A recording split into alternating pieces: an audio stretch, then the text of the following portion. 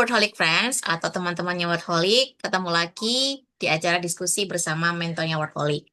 Kalau sebelumnya, saya dan Kak Ajeng, kita diskusi singkat sedikit sambil kenalan apa sih Workaholic Academy. Saya juga ngenalin Kak Ajeng sebagai komentar baru. Nah, buat kalian yang udah sering ikutan kelasnya Workaholic, pasti udah nggak asing lagi nih sama komentar kita berikutnya. Halo Kak Yandi, apa kabar? Halo Mbak, aku alhamdulillah baik. Mbak Revi gimana kabarnya? Baik, walaupun cuaca panas harus tetap semangat ya. Karena aku tahu nih, ada beberapa kota yang hujan, tapi di Sidoarjo sama Pasuruan juga, panas kering. Kalau di Jakarta juga sama ya, Kak? Jakarta ada sekitarnya. Sama kayak gitu juga, malah bekas tuh. Oke, nah sekarang buat teman-teman nih yang udah sering join kelasnya Workaholic, pasti udah nggak asing. Kayak dia adalah seorang penulis novel dan juga sekaligus juga seorang editor dan proofreader yang pastinya teman-teman udah nggak perlu ragu lagi nih sama kemampuannya Kak Yandi di bidang editing, swastunting, dan sekitarnya. Nah, sebelum kita mulai membahas lebih lanjut, buat teman-teman yang mungkin aku belum pernah nih ikut kelasnya Kak Yandi atau baru baca novelnya, mungkin masih baru kenal sama Kak Yandi. Boleh nggak dikenalin sedikit kesibukannya Kak Yandi apa, kemudian backgroundnya apa gitu kan. Sebagai penulis kayak kemarin kan Kak Ajeng bercerita kalau dia walaupun sekarang adalah seorang spirituality coach dan juga sebagai mahasiswi psikologi, Kak Ajeng belaka dulu backgroundnya adalah seorang jurnalis gitu kan. Jadi unik nih. Nah kalau Kak Yandi sendiri mungkin bisa diceritain background pendidikannya dan juga apa aja sekarang kesibukannya. Oke Mbak Revi, makasih banyak nih atas pertanyaannya.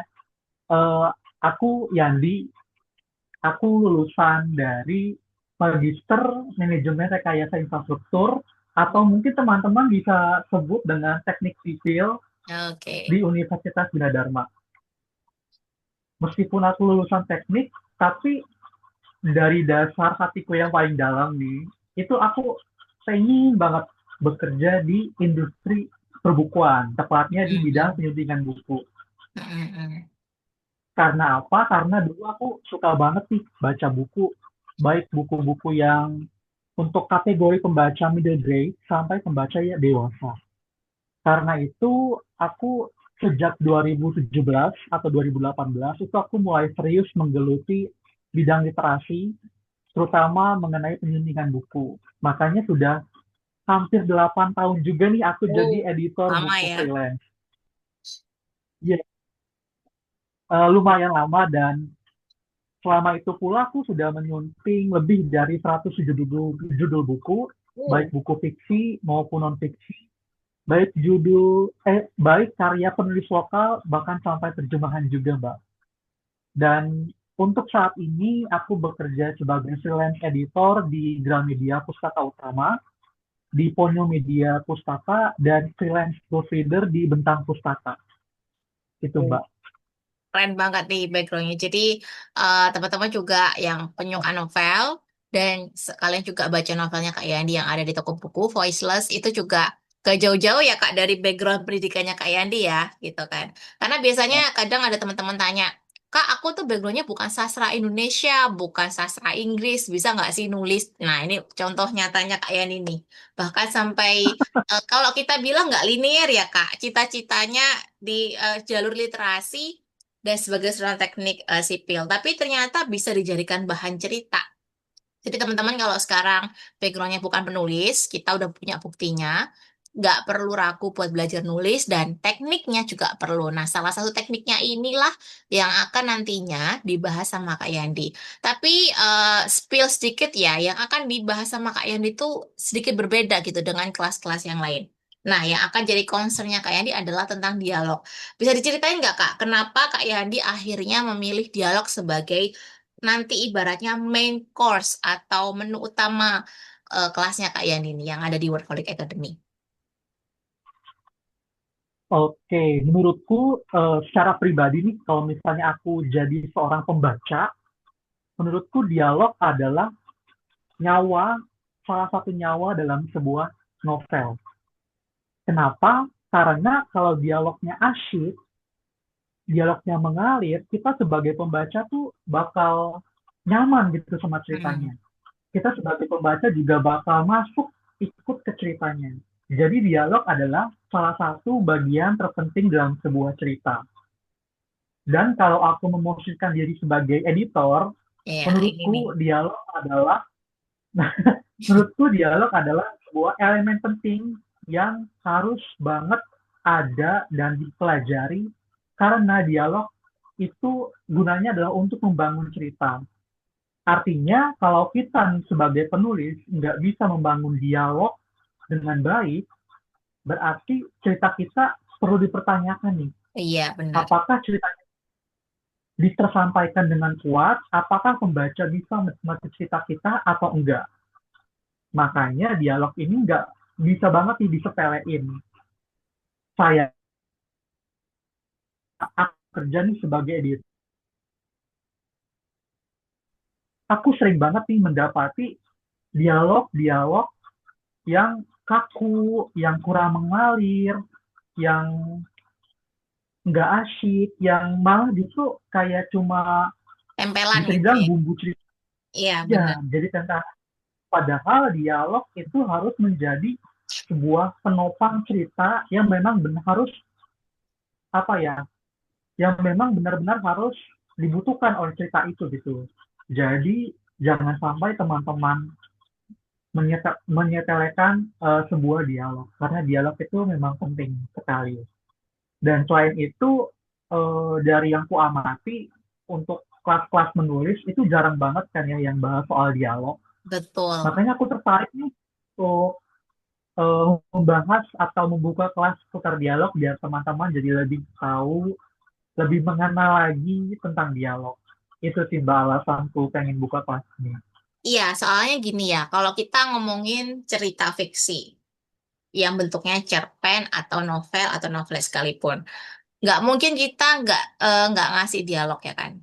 Misalnya tanpa Ya, dialog, cuma narasi doang tuh namanya prosa liris.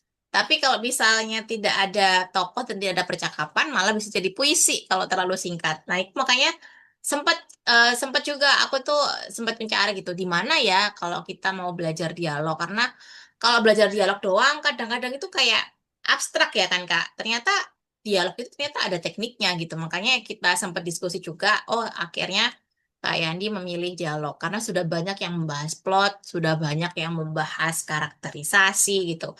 Tapi tidak kecil kemungkinan kita akan buka gitu. Tapi yang pasti yang jadi concern utama adalah dialog.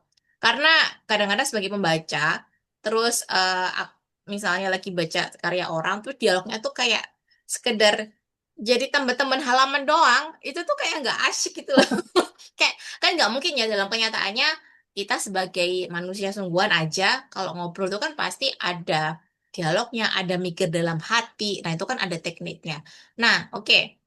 Itu tadi udah dijelasin semuanya sama Kak Yandi. Nah, selain itu juga ada nggak sih Kak Yandi pengalaman belajar yang sebelum sekarang menjadi editor profesional sekaligus juga penulis profesional, pengalaman yang membuat Kak Yandi ngerasa, oh iya ya, sebagai penulis aku harus belajar teori dialog. Itu di momen seperti apa yang pernah Kak Yandi rasakan sebagai penulis pribadi?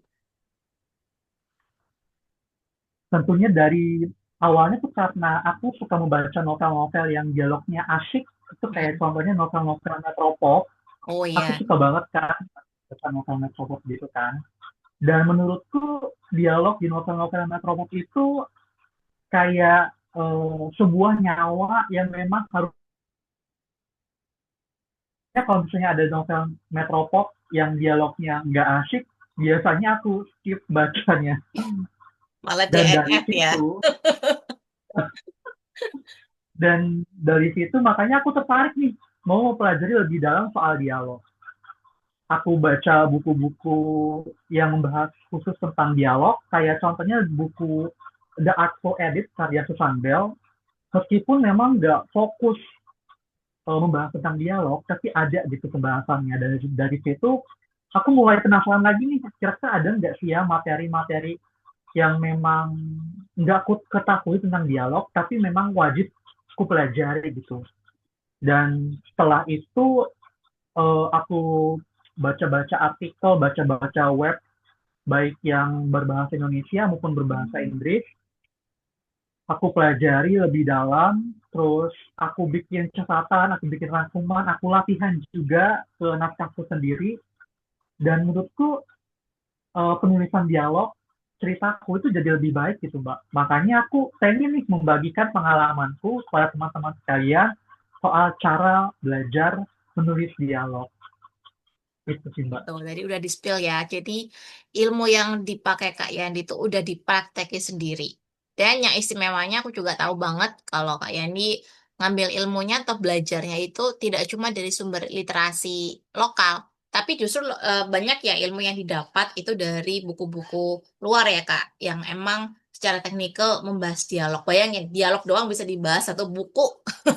Itu gimana cara belajarnya pasti bosen banget karena sebenarnya jujur aja ya kalau aku sendiri sebagai penulis fiksi itu memang karena fiksi itu kan kita bayanginnya fiksi itu seperti seni kan yang kita ngomonginnya oh imajinasi terus oke outline ada juga orang yang nggak pakai outline tapi ternyata semakin ke sini itu aku juga semakin sadar gitu ya sebagai penulis fiksi dan non fiksi bahwa justru fiksi itu membutuhkan lebih banyak kinerja dua otak kita. Kanan imajinasi pastinya, dan kiri inilah yang kita belajar dialog, belajar plot, belajar outline, dan lain-lain. Meskipun kita adalah orang yang katakanlah, oh aku otak kanan banget, tapi kalau kita pengen jadi profesional, alangkah baiknya kita belajar strukturnya juga, salah satunya dialog.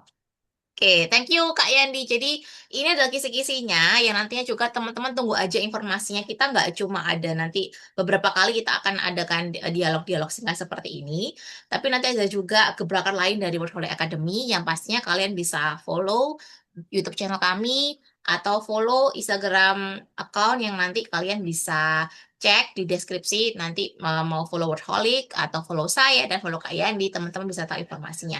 Terima kasih ya Kak Yandi buat waktu yang singkat dan sangat daging gitu supaya kita tahu pentingnya dialog ini. Sampai jumpa di episode Workaholic berikutnya.